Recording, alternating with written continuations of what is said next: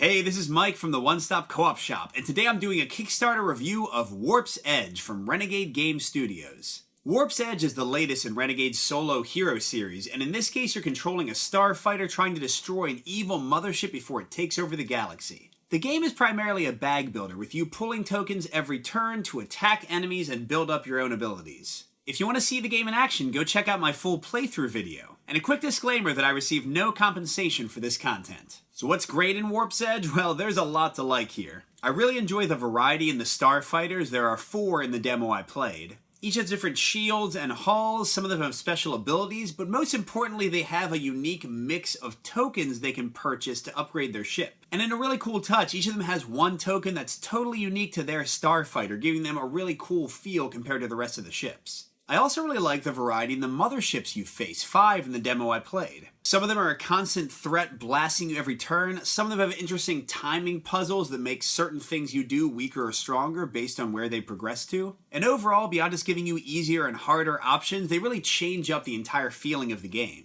I also think the bag building is a lot of fun and presents some interesting choices. Now to state my preferences, I tend to like bag and deck building as a rule, so I'm an easy sell here. But all of the tokens have their place, have their uses, can help you win in the right circumstances. But on top of that, most of the enemies you defeat give you a free token, so sometimes you'll want to defeat them a certain way to get the exact thing you need. And that leads right into how fun the tactical play can be. Because you're not just constrained to the tokens you've pulled. You can use them in multiple ways. You can concentrate fire on one guy and destroy him, but maybe take some damage. You can spread out your attacks to stun a lot of enemies so you don't get hurt, but don't finish anybody off. And sometimes you don't want to defeat enemies because it's going to force you to draw a tougher enemy from the deck. Add on that each starfighter has a hold value. You can hold on to tokens for the next turn, getting added to the 5 you've drawn, and you really open up the possibilities of the system. As a final positive, even though there is a lot of interesting tactical choice here, the game is very quick to learn and quite accessible. I taught it to my 7-year-old in just a few minutes, and he was able to make basically every choice in the game with just a bit of prodding from me.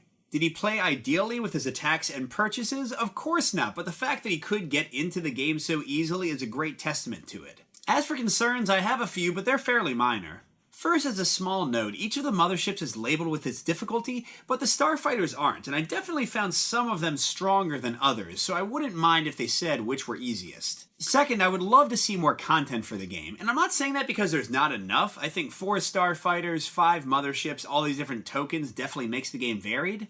But it is a really fun system, the kind I hope they expand with even more starships, even more motherships. I'd love to see that. I'll end with my one real gameplay concern, and that's that some of the power tokens you can buy seem clearly stronger than others. Now this isn't a big problem because, as I mentioned, enemies will give you tokens as you defeat them, so you're going to be forced to play around with all the tokens anyway and see how you can use them. But I have found myself, when using each starfighter, going for a certain build or certain tokens, and I would love if the choices were a little bit tougher for me. But overall, for me, Warp's Edge is a slam dunk. It's quick to set up, has tactically engaging gameplay, a lot of variety, and I can crank out a game in 20 to 30 minutes max. Now, if you hate deck or bag builders, I don't think there's anything here that's going to magically make you love them, so you might stay away in that case. And also, of course, there is some randomness in which tokens you pull, so especially with the tougher starfighters and the harsher motherships, you can get destroyed based on what you draw, but that happens pretty infrequently. But in the end, Warp's Edge is a big recommend from me. Good gaming, everyone, and I'll see you at the next stop.